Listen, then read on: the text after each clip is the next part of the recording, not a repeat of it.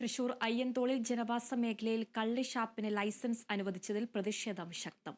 നിയമവിരുദ്ധമായാണ് ഷാപ്പിന് licence നൽകിയതെന്നാണ് ആരോപണം.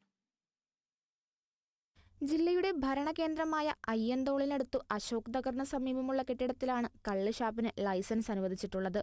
300ഓളം കുടുംബങ്ങൾ താമസിക്കുന്ന പ്രദേശത്ത് പാർക്കിങ്ങിന് പോലും സൗകര്യമില്ലാതെ പഴയ കെട്ടിടത്തിന് മുകളിലാണ് എക്സൈസ് വകുപ്പ് ഷാപ്പിന് ലൈസൻസ് അനുവദിച്ചതെന്ന് സമരം ഉദ്ഘാടനം ചെയ്ത KPCC സെക്രട്ടറി A. പ്രസാദ് പറഞ്ഞു. പ്രദേശത്തെ കുടുംബങ്ങൾ ഷാപ്പിനെതിരെ നൽകിയ പരാതികൾ ചവറ്റുകുട്ടയിലെറിഞ്ഞാണ് ലൈസൻസ് അനുവദിച്ചതെന്നും തീരുമാനം അടിയന്തരമായി പിൻവലിക്കണമെന്നും A. പ്രസാദ് കൂട്ടിച്ചേർത്തു. നമ്മൾ നിയമപരമായി പരാതിയുമായി മുന്നോട്ട് പോവുകയാണ്. ഇവിടെ കലാലയിലെ ആളുകൾ പങ്കെടുക്കുന്നുണ്ട്. നമ്മൾ ജന്മാവൽ കൊടുത്തിട്ടുണ്ട്. അശോകനത്തെ ആളുകൾ ജന്മാവൽ കൊടുത്തിട്ട് അവരൊക്കെ തന്നെ പഠനം കോൺഗ്രസ് കമ്മിറ്റിക്ക് വേണ്ടി അഭിവാദ്യം ചെയ്യാൻ അവസരം വിനിയോഗിക്കുകയാണ്.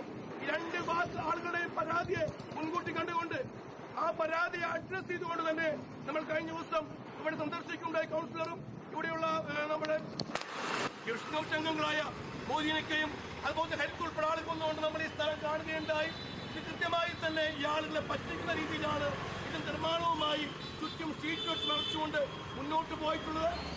കോൺഗ്രസ് മണ്ഡലം പ്രസിഡന്റ് K. സുരേഷ് അധ്യക്ഷത വഹിച്ചു. കൌൺസിലർമാരായ സുനിത വിനു, ലാലി ജെയിംസ്, വിവിധ കോൺഗ്രസ്, യൂത്ത് കോൺഗ്രസ് ഭാരവാഹികൾ തുടങ്ങിയവർ സമരത്തിന് നേതൃത്വം നൽകി. പ്രദേശത്തെ അശോക് നഗർ, കൽഹാര റെസിഡൻസ് അസോസിയേഷൻ എന്നിവയുടെ ഭാരവാഹികളായ ശ്രീദേവി, മൊയ്തീൻ എന്നിവർ സമരത്തിന് അഭിവാദ്യമർപ്പിച്ചു. സമരക്കാർ കള്ളുഷാപ്പിന്റെ ബോർഡ് എടുത്തുമാറ്റി സമരത്തിന്റെ ബാനർ സ്ഥാപിച്ചു. തൃശൂർ ടൗൺ വെസ്റ്റ് പോലീസ് സ്ഥലത്തെത്തിയിരുന്നു. Kerala vision news, Thrissur.